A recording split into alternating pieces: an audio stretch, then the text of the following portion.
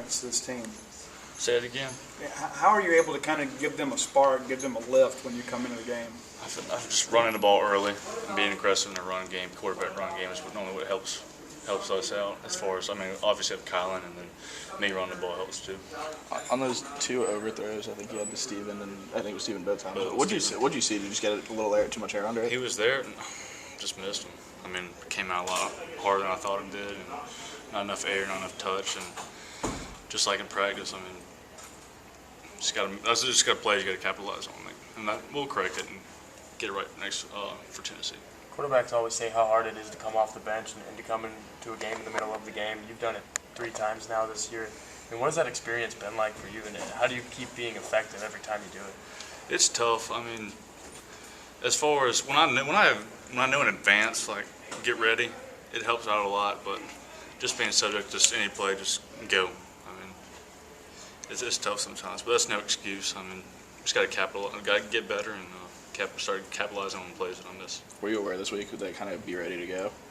I'm always trying to stay that way, but I was kind of more relaxed. Yeah. Because we had some new stuff in that I would be getting in the game, and I was more focused on that. But throwing me in there, so just had to do what I had to do.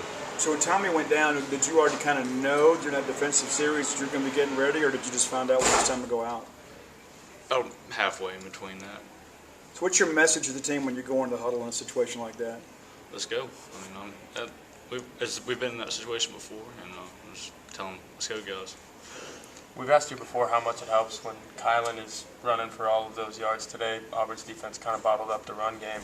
How hard did that make things on you, just overall passing game, your own running game, everything like that?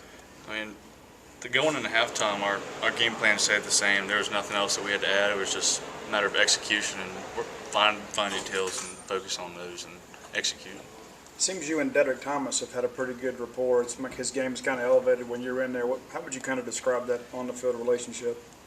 I love Dedrick. Same with all the guys, but we have a good feel for each other, and I know where he's going to be. And I missed him a couple times a day, but just number 2, he's a go-to guy. This was your first road game. Just what was this whole environment like? What was the experience like? It was, as far in the beginning of the game, it was wild, but it doesn't really matter because we went on silent count and just got to get better. Thanks for that sequence on the goal line there. You have the delay of game and then the fumble. Just what happened there? That hurt.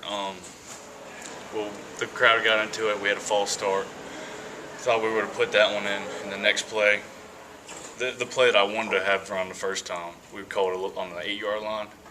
I bounced out, and I just got to take care of the ball. So you went everywhere. The bus is about to roll. You went everywhere in there. Kind of what's your thought process there?